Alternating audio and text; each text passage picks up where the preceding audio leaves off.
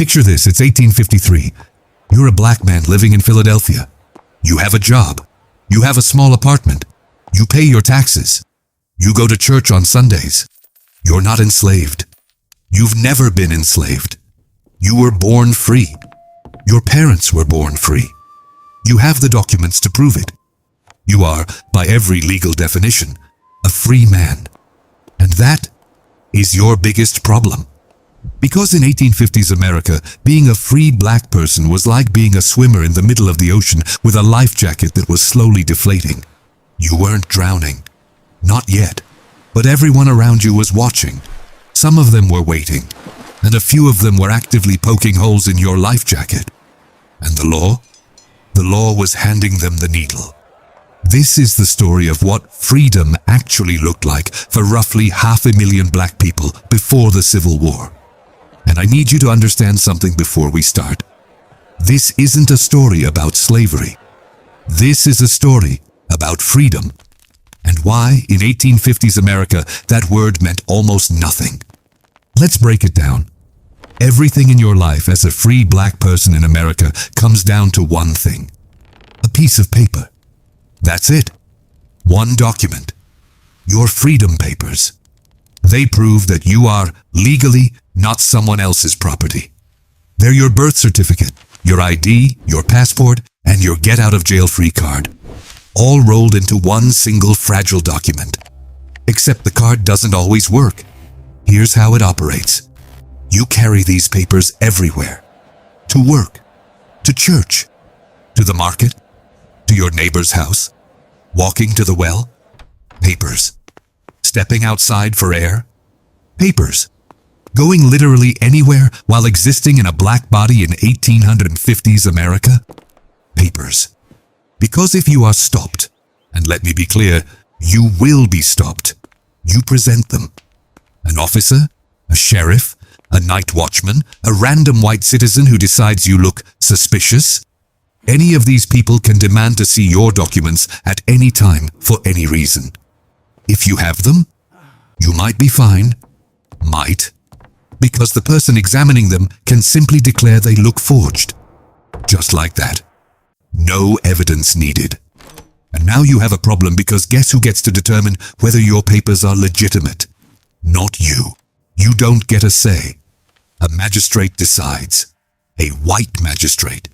In a courtroom where you, the person whose entire freedom is on the line, cannot testify on your own behalf. Let me say that again because it deserves its own moment.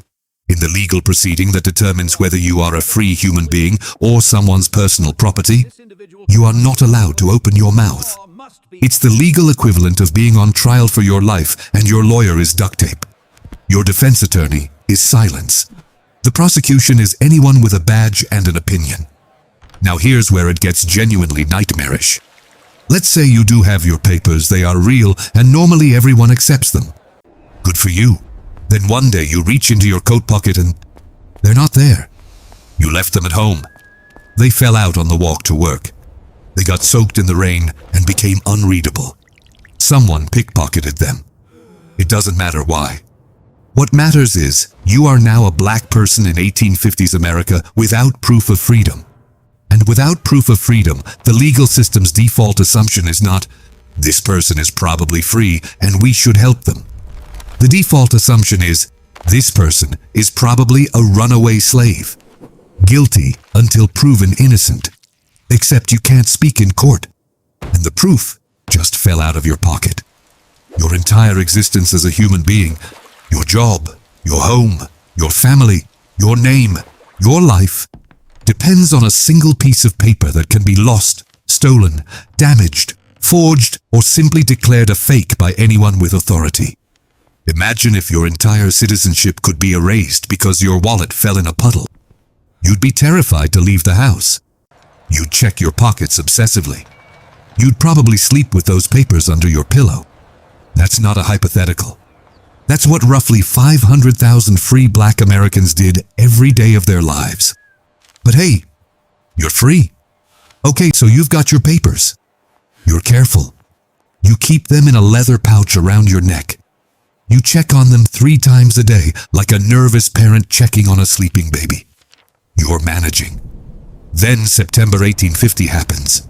Congress passed the Fugitive Slave Act. And let me tell you, this law did not just change the rules.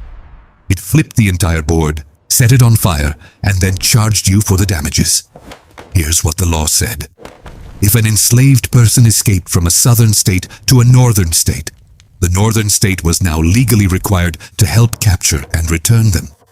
Federal marshals could deputize any citizen, any white citizen, to assist in the capture. Anyone who helped a fugitive by offering food, shelter, or even just directions faced 6 months in jail and a $1,000 fine. In 1850, money. That's roughly $35,000 today. For giving someone a sandwich, now you're thinking, okay, fine, that's about escaped slaves. I'm not an escaped slave. I was born free in Philadelphia. This doesn't apply to me. Allow me to ruin your afternoon.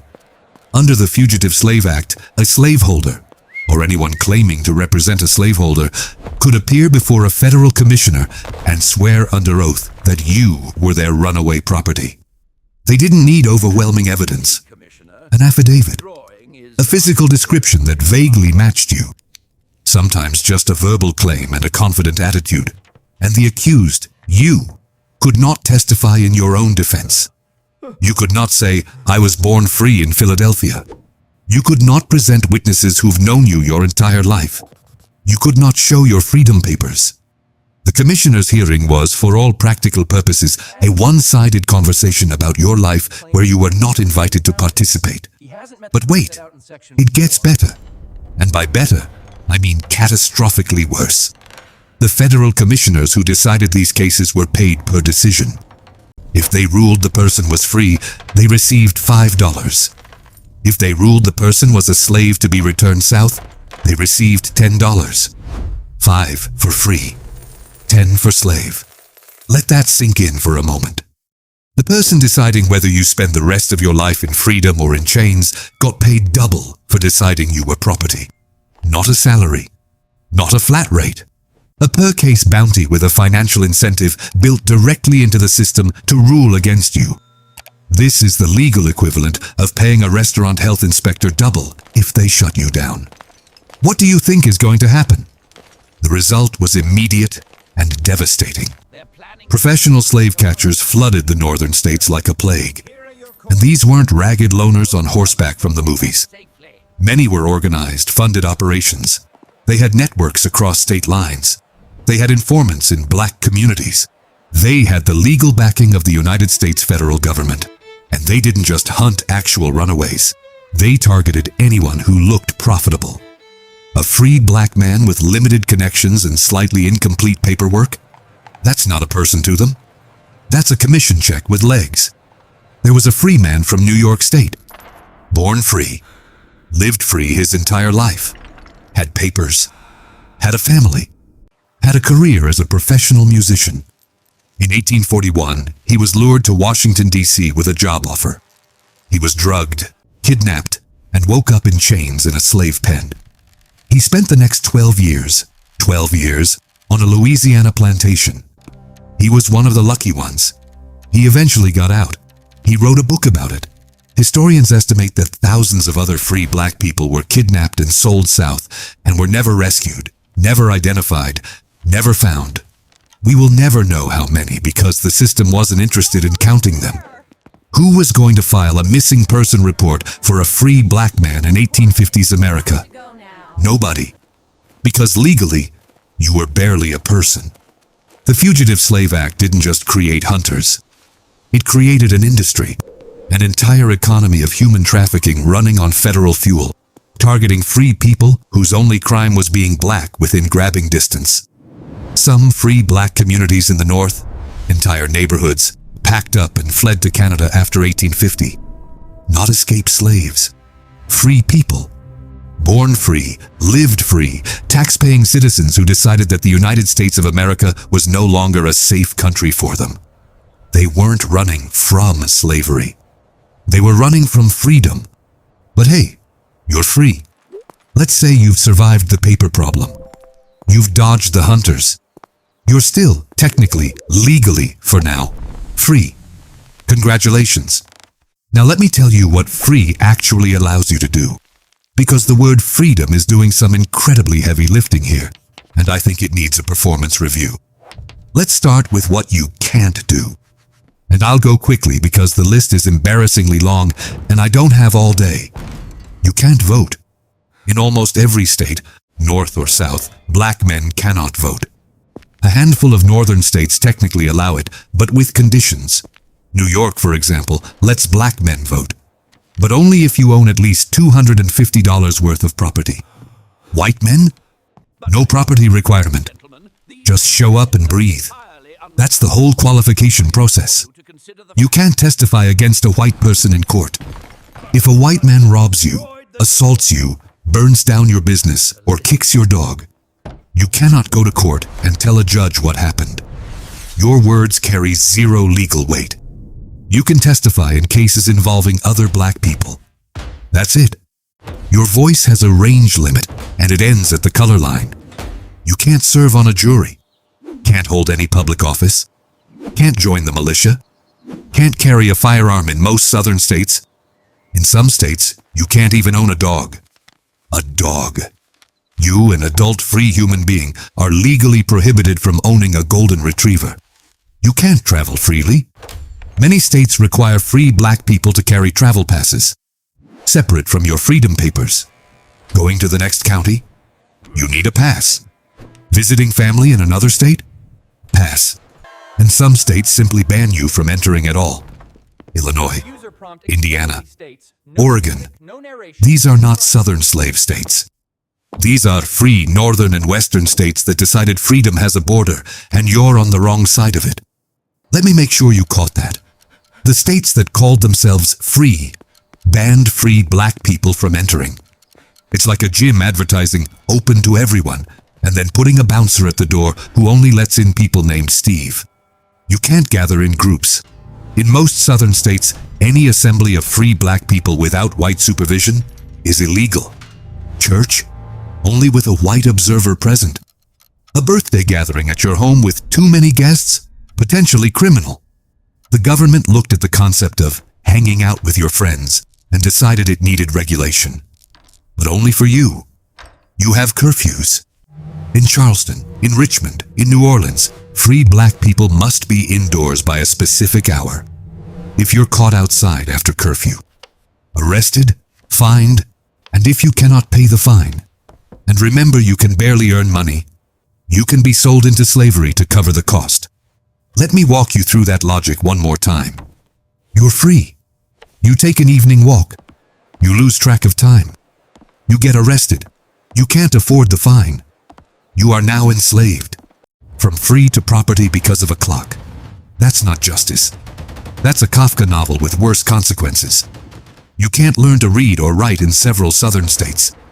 This one is particularly elegant in its cruelty because it creates a closed loop. You can't read the laws that oppress you, can't read the contract you're signing, can't read your own freedom papers, can't read the posted curfew times. The system keeps you ignorant of the system, then punishes you for not understanding the system. It's like a teacher who covers your eyes during the lesson and then fails you on the test. And here's one that deserves a special mention. Some states required free black people to have a white guardian, a white sponsor, an adult, free, tax-paying human being, required by law to have a white chaperone. If you couldn't find a willing white person to vouch for your existence, some states could expel you or force you into labor arrangements that looked suspiciously identical to slavery. An adult with a babysitter, mandated by the government, because of the color of your skin. So to recap, you're a free person who can't vote, can't testify, can't travel, can't gather, can't read, can't carry a weapon, can't be outside at night, can't hold office, can't own certain animals, and needs a white adult to sign a permission slip for your existence. Freedom. But hey, you're free. Now I need to tell you something that sounds terrible. And that's because it is terrible. But it's also historically accurate, and understanding it is the skeleton key to this entire story. An enslaved person in 1850s America was worth money. Not as a human being. The system absolutely did not see them as human beings, but as property.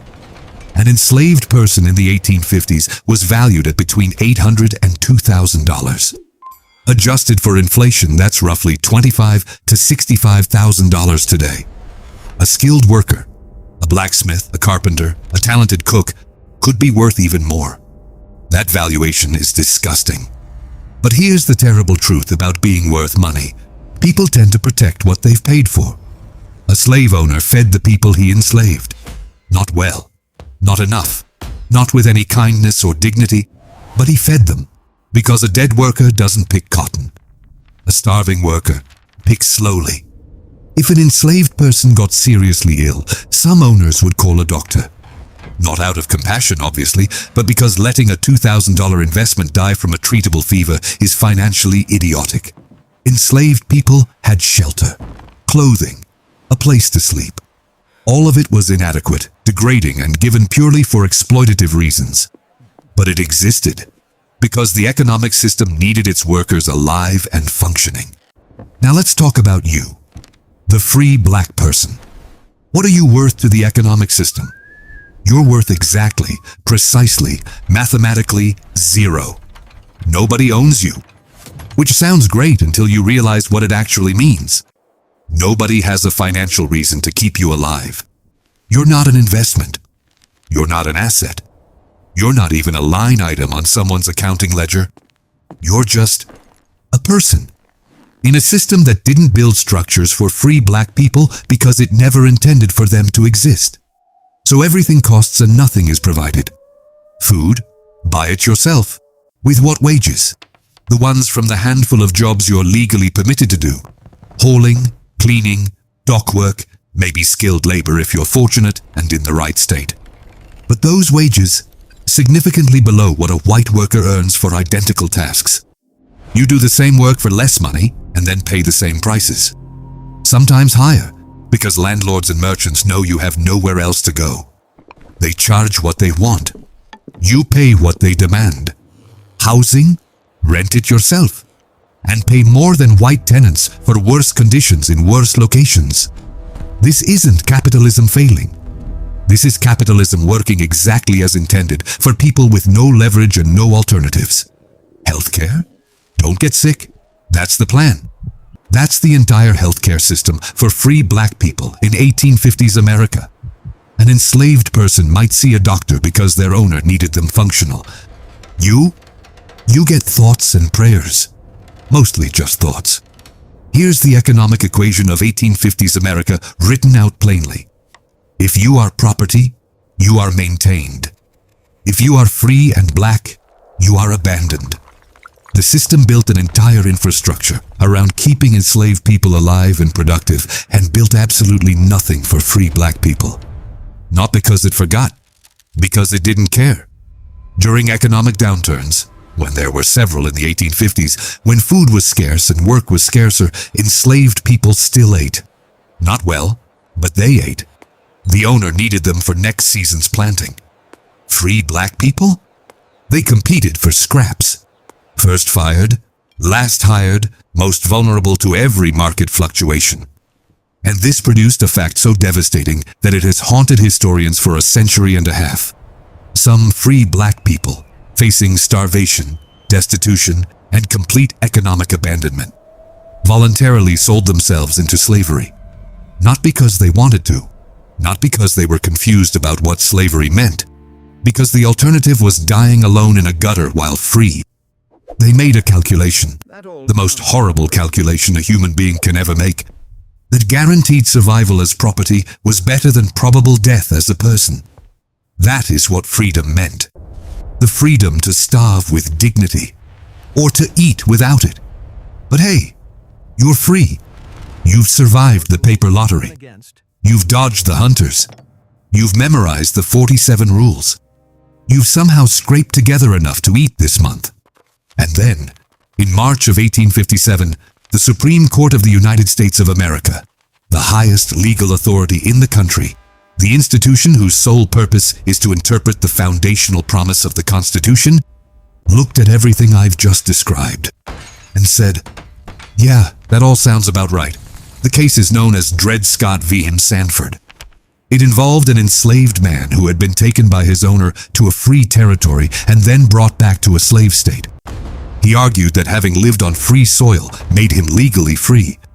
The case climbed through the courts for years until it reached the 9 justices of the Supreme Court. They ruled against him, 7-2. But the Chief Justice didn't just rule against one man filing one lawsuit. He could have done that quietly, on narrow legal grounds, and moved on. Instead, he chose to go further. Much, much further. He wrote an opinion that didn't just close a door. It sealed every door, nailed the windows shut, and set the building on fire. In that opinion, the Chief Justice wrote that black people, not just enslaved black people, all black people, including free people like you, were, and I am quoting directly, so far inferior that they had no rights which the white man was bound to respect. No rights which the white man was bound to respect. Not limited rights, not fewer rights, not some rights in certain jurisdictions. No rights, none. The word is no, as in 0, as in the number that comes before 1, as in nothing at all. The Supreme Court of the United States officially, formally, in a written and published majority opinion, declared that you are not and have never been a citizen of this country. That the Constitution was not written for you. That the phrase, "we the people," was never intended to include you. That your existence in this nation is, legally speaking, an administrative curiosity that carries no rights, no protections, and no standing. Every freedom paper you carry, legally meaningless. Every tax you've dutifully paid, irrelevant. Every law you've followed, doesn't matter. Every curfew you've respected, every pass you've carried, every time you showed your documents and smiled politely and tried to be invisible enough to survive, none of it. Because according to the highest court in the land, you were never part of this country in the first place. You were never meant to be. And no amount of paperwork, good behavior, or time can change that. This wasn't a local ordinance from some small town in Mississippi. This was the Supreme Court. The final word. The last appeal. The institution that exists to tell America what it is. And it told America that you don't count. But hey, you're free. So here is what freedom actually contained for a black person in 1850s America. Let me lay it out, item by item, because the total is something you need to see all at once. You're free. But your freedom depends on a piece of paper that can be lost, stolen, or declared fake at any moment. You're free. But anyone can claim you're their runaway property, and you cannot speak in your own defense. You're free. But the person deciding your fate earns twice as much for ruling against you. You're free. But professional hunters are looking for you, and they have the full legal support of the federal government. You're free. But you can't vote, can't testify, can't travel freely, can't gather with your community, can't carry a weapon, can't be outside after dark, can't read, and in some places literally need a white adult to vouch for your right to exist. You're free. But you earn less, pay more, and not a single person or institution in the entire country has a financial, legal, or moral obligation to keep you alive. You're free. But the Supreme Court has declared in writing, for the historical record, that you have no rights anyone is required to respect. And here's the part that ties this story into a knot you can't untie. Every single one of these things was legal. Every bounty, every restriction, every kidnapping that went unpunished, every hearing where you couldn't speak, every ruling that erased you. None of it was a failure of the system. None of it was a bug. None of it was an accidental oversight that someone forgot to fix. It was the design. From the beginning. On purpose. In writing. The title of this video asked whether being free and black in 1850s America was actually worse than being enslaved. And the honest answer, the one that should keep you up at night, is that the question itself is the cruelty. Because the system was built so that both options destroyed you. Enslaved, you were property. No autonomy, no family they couldn't shatter, no body they couldn't break. But you had a roof and a meal and a doctor when the investment was at risk. Free. You had a word. One beautiful, powerful, meaningful word that should have changed everything. A word that, in theory, meant you were a human being. But in practice, in the courtrooms, in the streets, in the markets, in the law, that word was hollow. It was freedom with no protection. Liberty with no safety. A door marked exit that opened into another room with no windows. The system didn't fail free black people. It performed exactly as designed. It made sure that no matter what your legal status said, slave or free, property or person, in chains or carrying papers, the outcome was arranged long before you were born. You had no power, no security, no future that couldn't be snatched away by anyone, at any time, for any reason, with full legal backing. That's not a flaw in the system. That was the whole point.